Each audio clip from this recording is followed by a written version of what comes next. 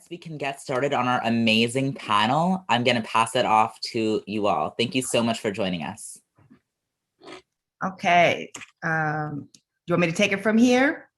Thank you so much, everyone. This is such an exciting event for me personally. I've just been so impressed with the youth activism around these issues, and particularly the organizing of Teens Take Charge here in my home city of New York. So I'm very excited for this panel discussion that we're going to have today. So the first thing we're going to start with, I'm Nicole Hannah-Jones. I am a staff writer at the New York Times. I am someone who believes strongly in school equality and integration, and have tried to live my values with my own life and what I do with my own child, and also in supporting youth movements for more equity in our schools. So we're going to begin this panel discussion. If all of the panelists could please introduce themselves, where you work, and what organization you represent. Sure, I'll go first really quickly. Hi, my name is Brandon St. Luce. I'm a senior at Edward R. Murrow High School in Brooklyn, New York. And I'm a member of the steering committee at Teens Take Charge, which is a student-led organization where we really strive to provide a student voice for students from all 5 boroughs who have all completely different experiences in the New York City public school system. And we give them chances to speak on panels like this, for example. We give them chances in media and get media coverage and just everything else. And then now recently, the last couple of years, we've also been working to help create policies to fix many of the issues that we've been seeing and talking about for the last couple of years. Okay, I'll go ahead. Hi, my name is Nikita. I am a junior at Clarksburg High School located in Montgomery County, Maryland. And I'm the vice president of Montgomery County Students for Change, which is a youth-led organization based in Montgomery County, Maryland, focusing on bringing and solving the most pressing issues that our students in Montgomery County are facing.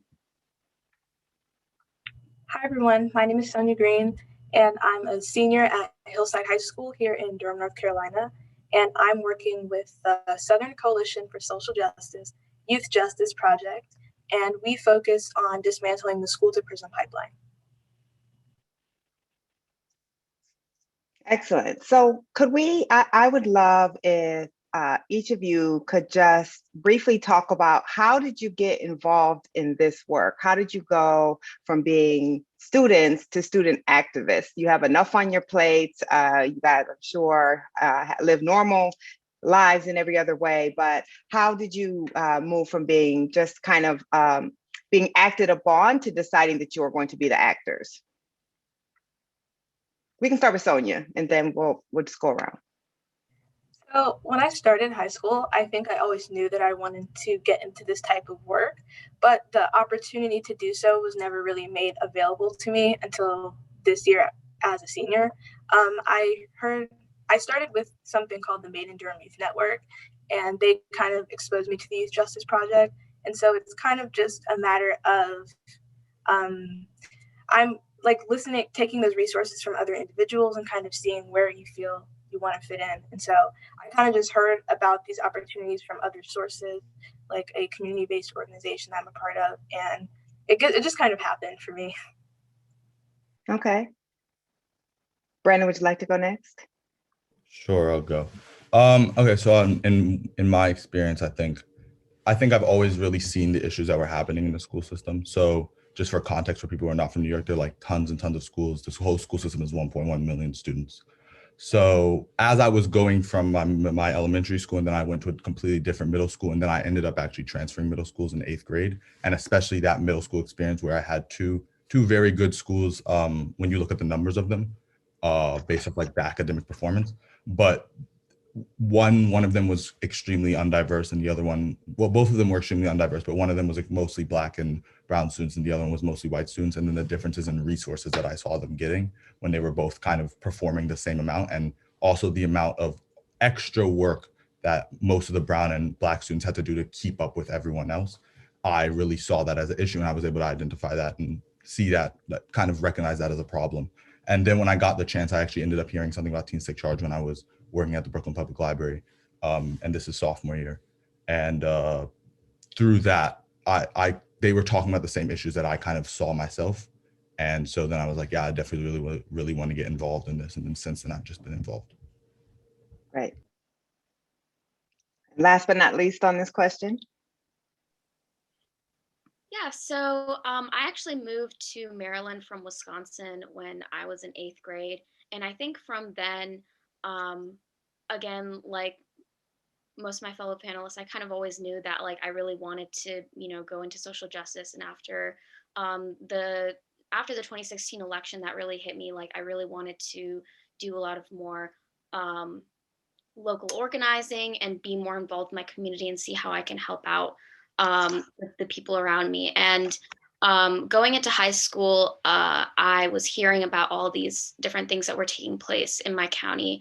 I was hearing about, our problems with gun violence. Our school had like a couple of issues with like students bringing guns to school. And our school system was going through a major change in boundaries and school integration. And I saw a way for myself to get involved and help out my school and help out people around me. And that's kind of how I got involved with Montgomery County Students for Change. And I just wanted to be part of that work. Great.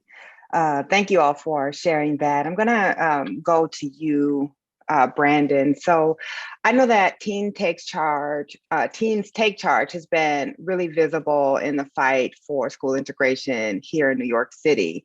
And of course, New York City, much like Montgomery, Maryland, is one of those places where people don't tend to want to believe that integration would be a fight, right? These are communities that kind of put outwardly a face to the world of being very progressive, and yet you kind of witness how the boundaries of progressivism when you start talking about school equity, school equality, and integration.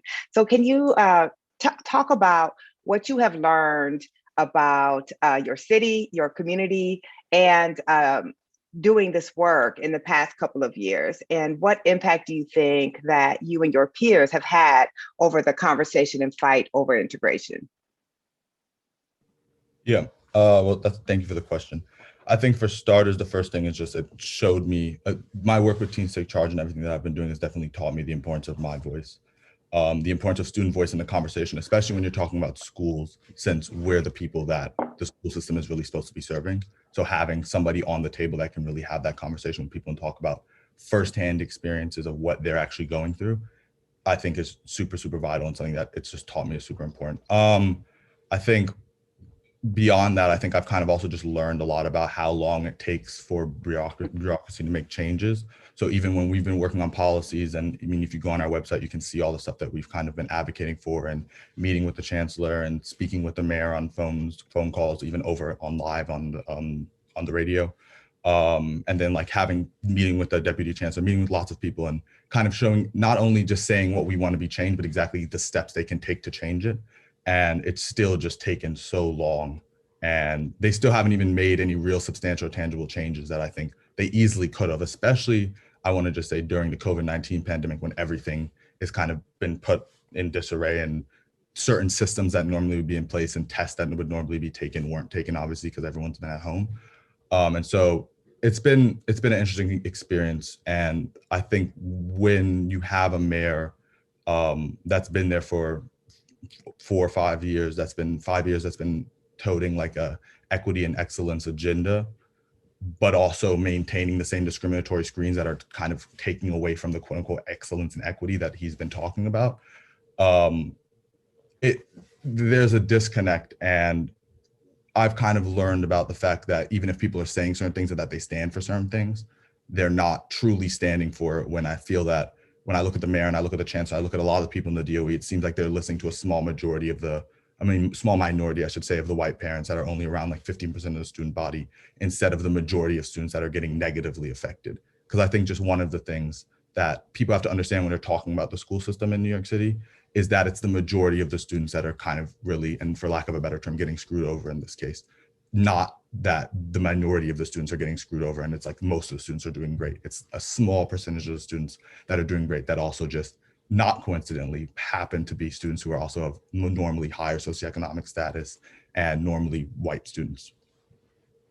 Yeah, so I think what you clearly are learning, and I assume all of you young activists are learning, is that the words are easy, the work is hard, right? Every adult says the right thing. Every adult says they believe in equality and integration, and that our children shouldn't have to struggle with gun violence. But then when you actually try to push policy that would bring that to fruition, you find out that a lot of this support is really just superficial and talking points. Before I move on to the other panelists, Brenda, I wonder if you could, we have a national audience on here. So could you just talk a little bit, when you say screens, kind of how New York City functionally creates segregation through those policies? A lot of people might not necessarily know what it is that you're talking about when you say screens.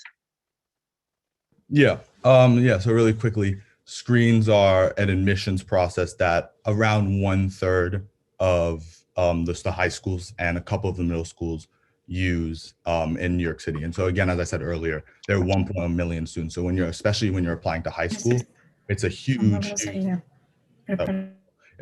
huge process that people have even compared to like the college admissions process. So you get this huge book. At least when I was applying, there's a huge book that was a directory that had hundreds and hundreds of schools in a high school. This is solely high schools, and you look through them, and each of them had their own admissions requirements, and you kind of have to figure out how to understand it and dissect exactly what each word meant. And these admissions can be through academic records, they can be through standardized test scores. There's some of them did interviews, portfolios, and there are lots of other ways in general that they kind of like screen students. But a lot of this we've been able to see is it sounds, I think when I explain that to people, sometimes it sounds very fair, but the real issue is that it's not truly, because when you look at the people who are actually getting into these screen schools, and some of the work we did at Teen State Charge, we filed a FOIA request to get a lot of this information, which is a Freedom Against Information, FOIA request. Freedom of information. Yeah, freedom of, excuse me, thank you. Freedom of Information law. We were able to really see this information that showed that it was a lot. Well, in this case, it showed that it was a lot of white students who were getting in, even though it was around a lot of equal, when it came to the four different races, equal amounts of people were applying. It was completely unequal when the people who were getting in. And a lot of that had to do with, if you're paying thousands of dollars for test prep for your student to take a test to get into one of like the elite specialized high schools, and you spend, which is a high school again, and you're spending thousands of dollars to get into that school, you're obviously going to do better than a student who's only gone to a school, which a lot of times that school hasn't even prepared them adequately to take that test. Yeah, absolutely. So I think when we hear screens, we think about we're just screening students so that they can succeed in a school. But we know that screens have largely been set up to screen out most of the public in New York City public schools. And I think anytime when we see that very carefully selected ways of screening, right? We're going to screen for attendance, behavior, test scores. You have to have a portfolio. You have to do an in-person interview. That all of those things are actually carefully created to get the reality that we get, which is our highest achieving schools in the city are largely closed off to Black and Brown students. And that's a lot of the work that I know you all have taken on, is removal of those screens. And really, I think an intense and moral belief that public schools should be open equally to every member of the public. And that's what I admire so much about the work you all are doing. I'm going to go now to you, Nikita. I understand that Montgomery County Students for Change kind of initially formed in the wake of the Parkland shootings to address gun violence. But now you all have expanded, I think, which is often happens with activism. You start on looking at one issue, and then you realize there's a lot of inequality that needs to be addressed. And now you guys are working on school equity and voter registration. Can you talk about why you guys made that shift? Yeah, so while gun violence prevention is still like a core component of our organization, it's something that we are holding advocacy days. We're having students lobby for gun violence prevention at the state and federal level.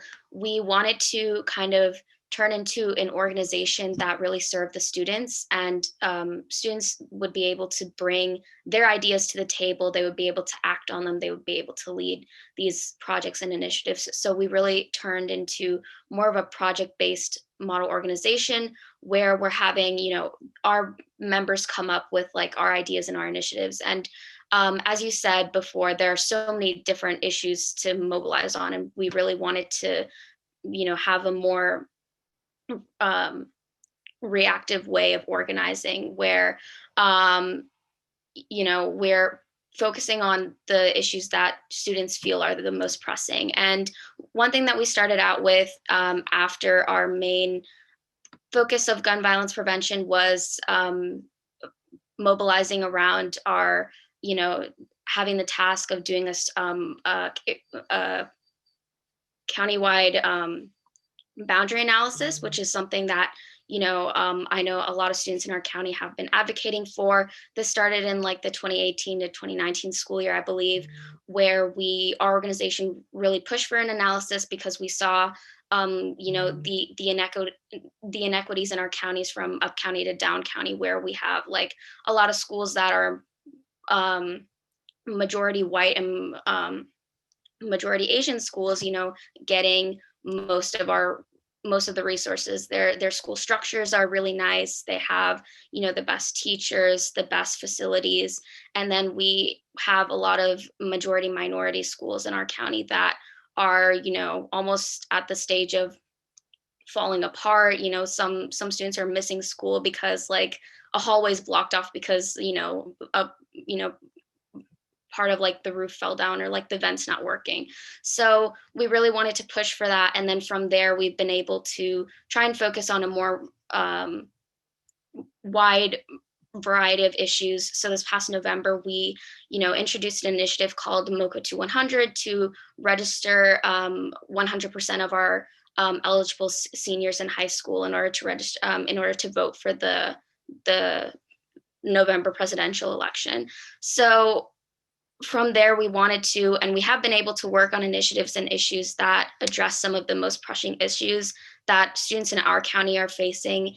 And we are currently, facing, and we're trying to create more of a sustainable model of student organizing in Montgomery County.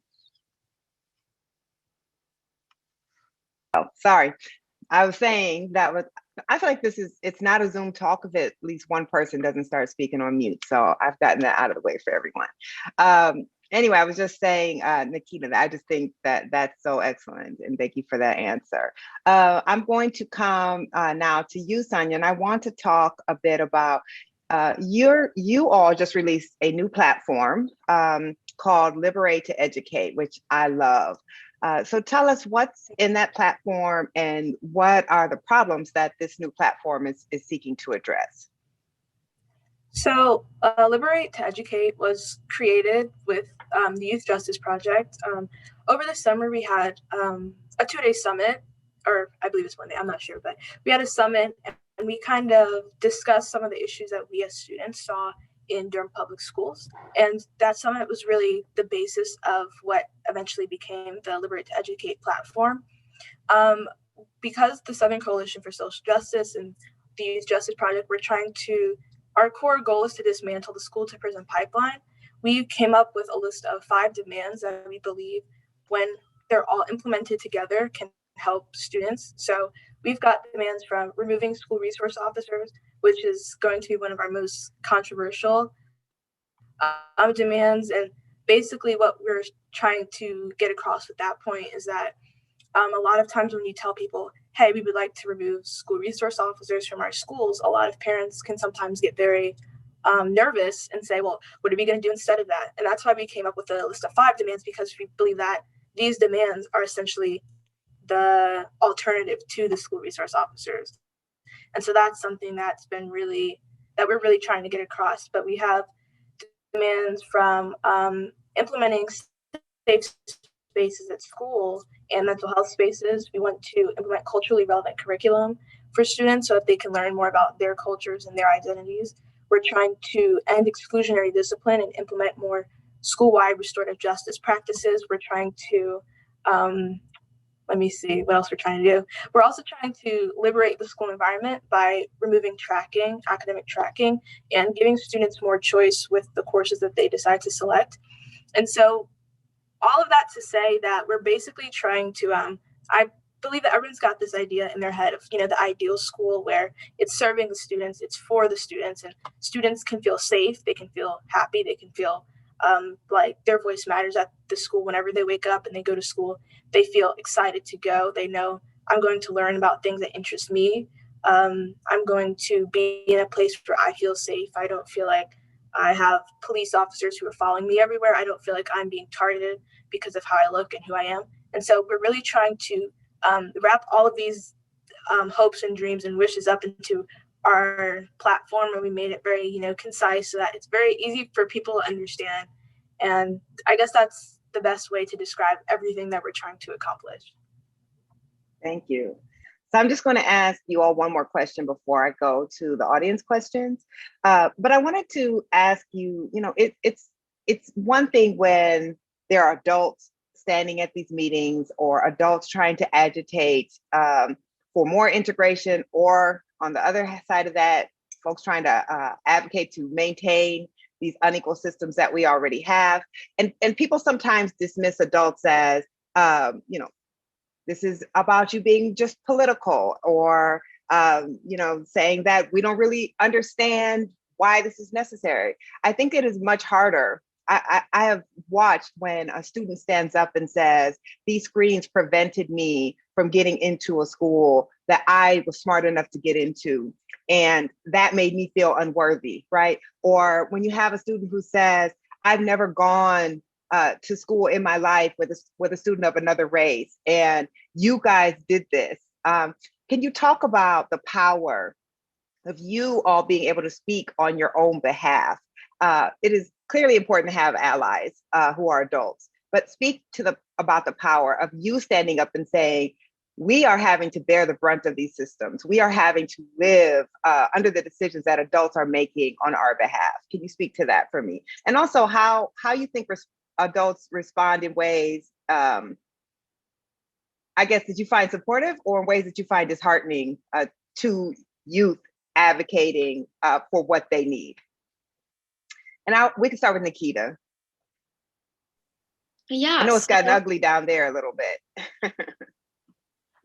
Yeah. So I think in terms of adults and students working together, I think in order to create real change that has to happen, there has to be adult allies that are trying to work with student issues, and also trying to put themselves in the students' shoes, especially the ones who are mainly targeted by these issues. And I think one thing that kind of relates to that fight is in our county, at least, some of our county, for certain issues, they have these focus groups that they create. And usually what happens is they bring all of these experts, teachers, and a couple of students that are that they say are most relative to the issue. But what usually happens is that most of the people that are working on those groups and that are giving this advice to our county council and our board of education is just adults. And usually often you'll find that there are one or two students on these focus groups, and the rest are adults.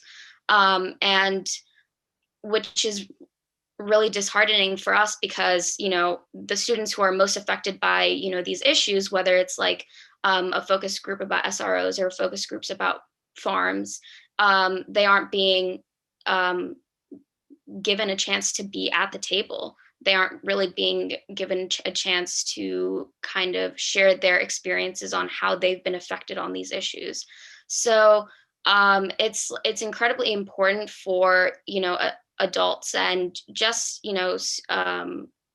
school systems, and to realize that the main bulk of the decisions that are happening are going to affect students, no matter what. So it is incredibly important to have students at the forefront of these issues, and making sure that our school systems are finding ways to structurally engage our students. It shouldn't be on the students' burden to have to find a place at the table to make a way for themselves. That should be on the adults to bring students who are affected by these issues to the table.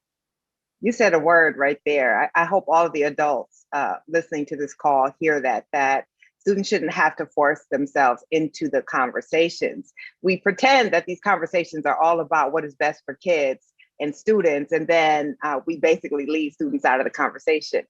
Brandon, I'm most familiar with the organizing here in New York City. And I know one of the kind of, I would say, aspersions that people make against Teens Take Charge is one, that you guys are too aggressive, which to me is always a sign that you are doing the right work when people who want to maintain the status quo think you're too aggressive. And two, in a way that I found to be quite insulting to all of the extremely intelligent teenagers who are part of that movement, is they say that you guys can't be coming up with these things on your own, that there has to be adults pulling the strings behind you. Can you talk about the way that, because of the particular type of activism that Teens Take Charge does, that people try to dismiss the activist power of youth? Yeah, definitely. I mean, I think for starters, just the aggressive comment, I think it's necessary to be aggressive, especially as a student, because we can't, and young people in general, and this is for anyone who's watching who's young, like, you can't vote in the ballot box yet. We can't vote in the ballot box yet. So student voice is really our way of voting and our way of making sure that our voice is heard. And so it's just, and as I said earlier, like and as everyone else kind of has also insinuated, when we're talking about student issues and talking about issues that are affecting students and affecting 1.1 million students, to have no students on the table at the same time, it just doesn't make any sense. And I think even the DOE is slightly recognizing that now, because they have a student voice team. And even though they're not, I mean, I think that they're going in the right direction, I should say. And yeah, I'm sorry, I kind of blanked on the second thing that you said. What was it? Oh, I'm remembering. Sorry, it took me a minute. Okay. Yeah, so with the work that we're doing and kind of the stuff we're advocating for, I mean, it's a large group of students, and I mean, we definitely have adult allies that really help us. And you know, as a young person, the one thing that adults will always have over young people is that they have more experience with things, which doesn't mean that students don't know what they're talking about. It just means that they may not be able to have, I don't want to say have as much nuance as adults would, but for lack of a better term, I think that's true. But I mean, I think one, it kind of shows the power that students have, and it shows the power that, you know, we can come up with these policies, and, you know, we filed for all this stuff, and we work with other people, obviously, but we spend a lot of time researching and writing policies and advocating for things. And even having students come up and speak kind of shows that they're the people who kind of came up with these ideas, because they're the people who are advocating for them, and because they're the people who can really truly speak about them, and the amount of nuance that is necessary. So yeah. Absolutely. Okay, Sonia, do you want to weigh in here? Yeah, I definitely think that having adults in that conversation is very helpful, and having students and adults working together, I should say, I think that's very powerful. And I think, like Nikita was saying, when you have adults opening that door to students to allow them to come and speak, I think that's a very powerful thing as well.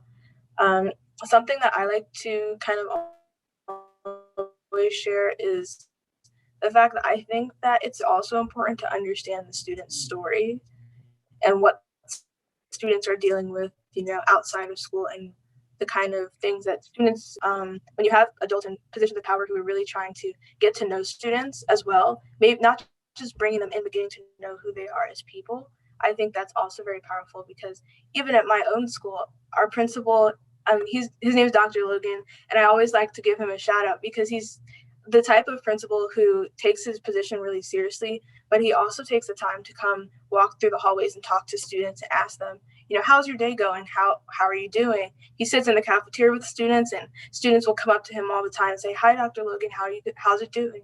And I think that's a really powerful thing, because I think when an adult develops that relationship with students, then it's much harder to just kind of not care about the work you're doing, because you, in the back of your mind, have those students who, you know, their stories, you know what they're dealing with outside of school. And so it's much harder to, you know, not care and not be invested. Absolutely. So that, thank you. That kind of leads into the first viewer question that I'm going to ask. if you want to add anything to this question, please feel free. So this is from Rachel, and Rachel wants to know, she says, we know some adults have served as barriers to your efforts to promote education justice. Can you speak to adults who may have stepped out of those expected roles and supported you as allies? How important, if at all, are intergenerational relationships to your work as youth activists? And you guys have kind of answered that a little bit, but if you guys want to add anything to that or call out any good co-conspirators who have been surprising allies to you, that would be awesome. Anyone interested in answering that? I mean, I'll definitely go ahead and answer if nobody. Okay. Go ahead, Brandon. Yeah, I mean, I think that having that relationships, that student and teenager, student, kid, adult relationship is super, super important, super, super crucial for all the work that we're doing. And having those connections, those intergenerational connections are very important. And I mean, just off the top of my head, thinking about people who've helped, I mean, basically everyone who comes and always shows up to any events that we have and helps to promote it. And that could be parents, that could just be people who are interested in education in New York City, in the fight for education. I mean, we've worked at looking at the people who are speaking here today in the academics ex-activist summit, like the academics who are speaking here definitely are people who are allies to the fight that we have. And Gary Orfield, as Toby was saying earlier, kind of like helped. Toby reached out to him, and the fact that he responded is great. And then also the fact that we kind of built that relationship also means so much. And I mean, I could think of tons of other people, but yeah, I mean, it's just, there's no, just like I don't think adults can do everything themselves, I don't think that students can do everything themselves either. So I think kind of something that is a weird argument I always hear where like, oh, you couldn't have done this all yourself. Well, no, but at the same time, you can't do it all yourself either. It's a team effort, and it's something everyone kind of has to work together with. And so I think acknowledging that and also working as a group is super, super, super crucial. And really quickly, I mean, something that I forgot to say earlier was just something that Teen State Charge is even working at, and we're continuing to do better and better at, is having, you know, it's a privilege to come up and speak at these events. It's a privilege to be able to research all the stuff and take the time to, because obviously I'm in school and I'm doing everything else. And it's a privilege to have even internet connection to be on this Zoom call. And so something that the DOE needs to do better at, and just adults in general from wherever you are, even if you're not in New York, is reach out to people who normally would never be able to get their voices heard, because they don't know how to get their voices heard, and they don't know the ways to the routes to reach out to the people that they need to speak to and that they need to share their voices with. So kind of being that medium and being that middle ground and that middleman is super, super important. So yeah. Absolutely. Thank you for that. And one thing that I do appreciate is even as you are young activists starting out, it is important to have that respect and wisdom for people who have been activists in these causes for a very long time. And I think that collaboration is really key for successful movements. I really appreciate you, Brandon, particularly calling out Gary Orfield. I mean, Gary Orfield has been in this fight literally since right after legal desegregation ended, right? Like trying to help and force school districts to actually comply with Brown v. Board. And he is, you know, sometimes people get more moderate as they get older in this fight, and he is definitely someone who has not. And I think that's really critical to call out and respect our elders who have been doing this for a really long time. I'm going to go to the next question. This question is from Jillian. And Jillian says, how can we as young people demonstrate to parents and other elders that we want education equity and it is to our advantage to integrate our schools?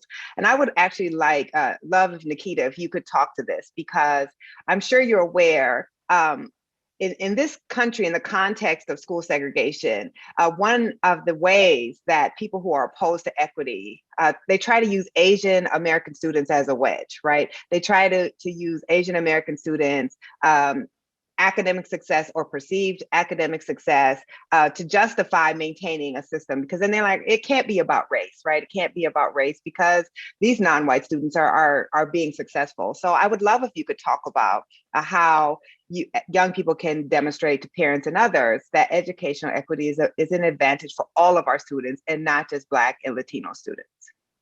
Yeah, of course. So I think like a lot of what you're saying, it really contributes to like all these negative stereotypes and generalizations that we make about like all these different students of color, and especially when you're talking about, Asian Americans and how, many of, society like seems to think that, they're aligned and they're doing well or whatever, really contributes to like stereotypes such as the model minority myth and all that stuff.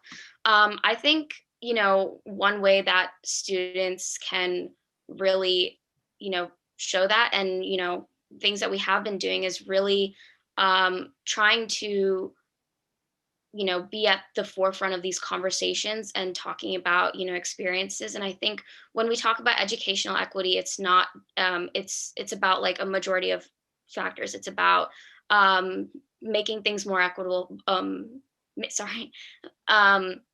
making things more equitable for students of color, making things more equitable for students with disabilities, making sure that students who are of lower socioeconomic status have the resources to be able to succeed and to be able to like actually learn is really important. And I think when you are talking about all these wide variety of ways that students are not getting the education that they need, it's really important to kind of, mention every single one of them.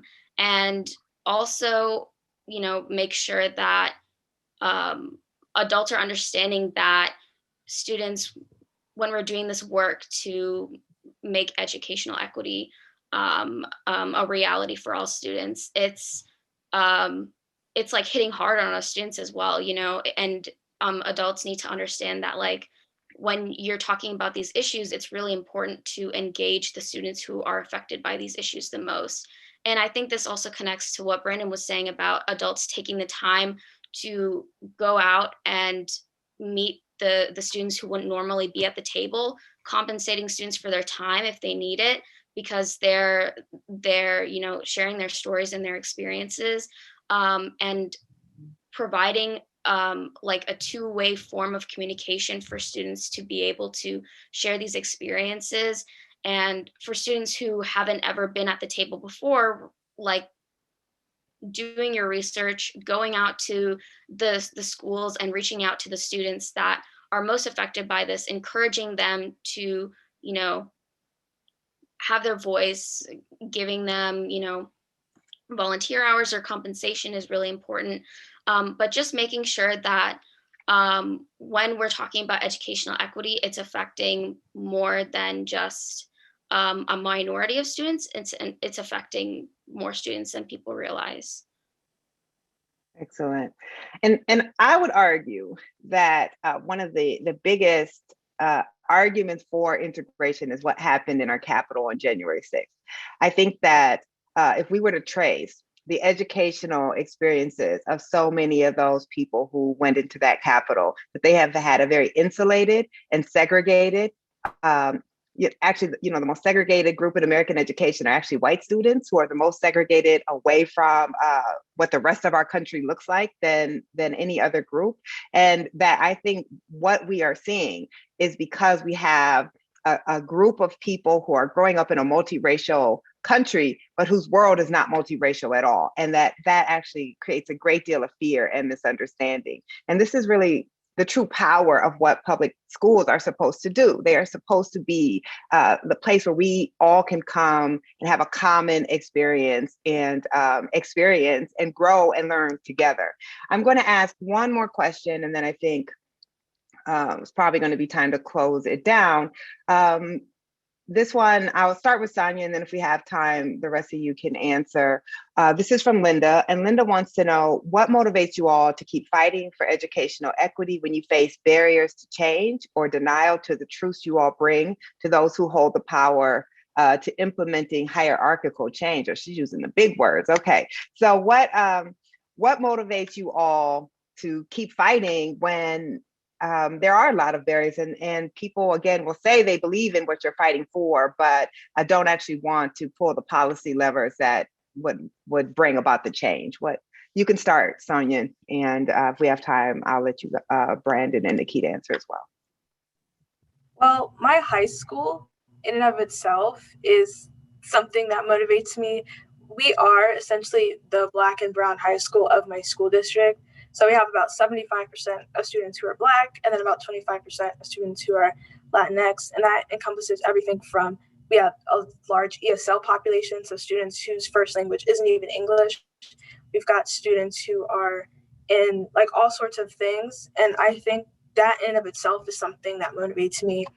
Because we are the Black school, we kind of do get stereotyped a lot. And I think that's really unfortunate because we have, for example, we have the IB diploma program at our school. And I noted, and it's very hard to even encourage, the white parents in our district to send their kids to our school when our school has, what I see to have so much to offer to students. And so I think that that's something that really motivates me because I sit in class with my peers every day, and I hear what they're going through. I hear what they experience outside of school.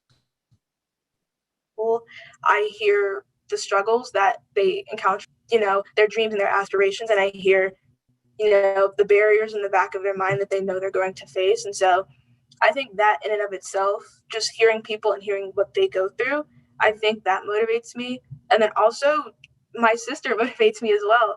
My sister is a sophomore in high school now, and just knowing, like, I've experienced, like, I'm 2 years older, so I've experienced a little bit more than she has, but I know that I just know how much better my experience in high school could have been if some of these barriers were not in place. Like, if we had culturally relevant curriculum, how much more information from my history class I would have retained, how much more I would have learned if we had safe spaces at school, or if we had mental health spaces at school, if we didn't have school resource officers who are, doing all sorts of things to students. I'm sure everyone here has seen at least something on the news.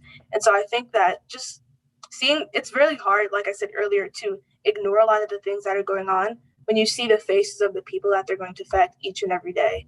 And so I'd say that's the main thing that motivates me. Okay, we have a few minutes left. Brandon and Nikita, do you want to quickly just say how you all stayed motivated? Yeah, sure. I think in short, just looking like the future motivates me. And school is supposed to set you up for the rest of life. And even looking at high schools, there are hundreds of thousands of high schoolers. There are as I said, I keep on repeating again, 1.1 million students in just New York City alone. And those people are eventually going to become the adults that are going to be interacting with everyone and that are going to be making the differences in the world and basically running the country and running our world. So this is a fight that isn't just, it doesn't end once they graduate. Okay, they moved on in life. Like, they moved on in life to life. So they've moved on to the real world now that we're making real differences. And so having a school system that's kind of like a microcosm of your society, and especially in New York City, such a diverse city, a microcosm of the city, is super, super necessary, because that's the people they're going to be that they're going to be interacting with for the rest of their lives. And so kind of forcing them in this tight bubble of people that are all exactly like them, and they have no room to hear people who have different experiences than them, hear people who have different ideas than them and different even political ideologies of them, is dangerous, because it's a ticking time bomb for when they actually have to interact with people like that and they don't know how to handle it. And so just kind of keeping that in mind and understanding that diversity in itself is a resource that you can't, more than even, I mean, I don't want to say it's more important than computers and other super intangible resources that you buy with money, but diversity is a resource, and humans in a way are a resource, and having all those ideas in one room that you can have those conversations with each other is really, really important. And so, yeah, the future, in short, motivates me. Thank you. Yeah, Nikita, do you have anything to add? Yes. Yeah.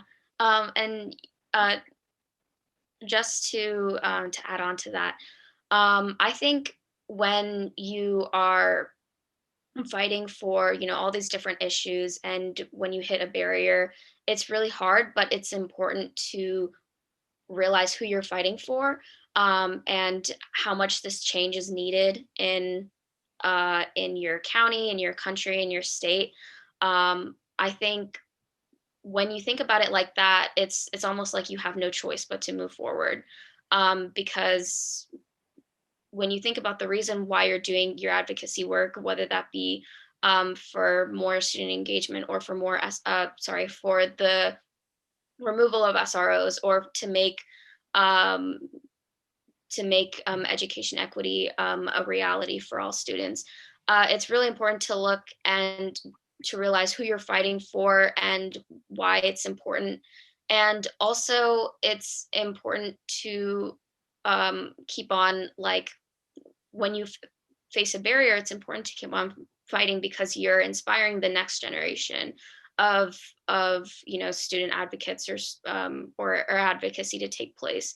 And when you've hit that barrier, you have to move on, because it's almost like a cycle. Like, as soon as, like, you graduate from high school, or I'm thinking, like, when I graduate from high school, I don't think I'll ever be done with this work. I think I want to pursue it in life. But people who are still in high school, when you have set this, like, road for them to take, and you have these organizations for them to be a part of and to make their voices heard, they will be more encouraged to show their voices as well, when they're inspired by, like, the year of students before them. So I think it's also important to look at it like that. Thank you. Thank you for that. So our time has nearly come to an end. Very quickly, before I thank you all and close this out, I did want to address a question I saw in the chat, and I think it's important to address and call out. Someone asked that why, whenever we discuss educational equity, the conversation isn't expansive enough to include the reality of white students who are poor. And I just want to make clear that every time Black and Brown students fight, it actually expands equity for all students, including poor white students. That these struggles, while they are being taken on to address the very stark realities of a system founded on racial caste, there's never been a time where Black freedom and resistance movements have not benefited all marginalized Americans, including poor white students. And the other thing I think is important is a typical poor white student actually attends a middle-class white school and lives in a middle-class white neighborhood, versus the typical Black middle-class Black student attends a high poverty school and lives in a poorer neighborhood than the typical poor white student. So we can't have these discussions without understanding that even class is racialized, and we don't all experience class the same way. But I've never met any Black or Brown activist who was not trying to expand equity for all Americans, and who are excluding poor white kids or poor white people in general. So I just thought that was important to state. So I'm going to wrap this up. I want to say, Sonia, this is in some ways a full circle moment. I began my public schools reporting in Durham, North Carolina. My very first job was covering the Durham public schools. I spent a lot of time in Hillside, and that's actually what got me interested in covering school integration. Hillside was the most segregated high school in Durham, and I saw every day the fight to bring equity in a system that drove resources away from high poverty Black schools. So I'm so glad to be in this conversation with you today. My life would not have gone on this trajectory if I had not started out covering schools in Durham. I appreciate Brandon, Sonia, Nikita, the conversation. It's been such an honor to lead this with you. You guys are amazing and powerful. And I think it's always important to remember that when we study things like the civil rights movement, those movements were led by teenagers and college students. That it is our job as adults now to follow the lead of student activists like yourselves, and to support the activism that you're doing. So please keep it up, keep in the fight, and please let us know how we can continue to support and help you. Thank you all, and I'll pass it on to the next session. Appreciate you. Thank you so much, Nikole Hannah-Jones, Teens Take Charge, Montgomery County Students for Change, and the Youth Justice Project for showing us how integral student leadership is to moving the work of educational equity forward. Would love to hear your thoughts in the chat. Brandon, Nikita, and Sonia, feel free to stick around and type answers to some of the questions we didn't get to ask out loud. Just before we move on to our next panel, and picking up on something Nikole just said, I think it's an appropriate time to reflect on the fact that today is the 61st anniversary of the first lunch counter sit-in in Nashville led by Black college students. It's important to recognize that these panels and the work of my peers and you all come from the incredibly brave Black and Brown brothers and sisters who've paved this roadway for all of us to soar on. There's an MLK quote that goes, "If you can't fly, then run. If you can't run, then walk. If you can't walk, then crawl. But whatever you do, you have to keep moving forward." And I like to think about this, especially when considering the brave folks who have been doing this work before us, because they did the crawling before we could walk. They did the walking so that we could run. They did the sprinting so that we all could fly. And just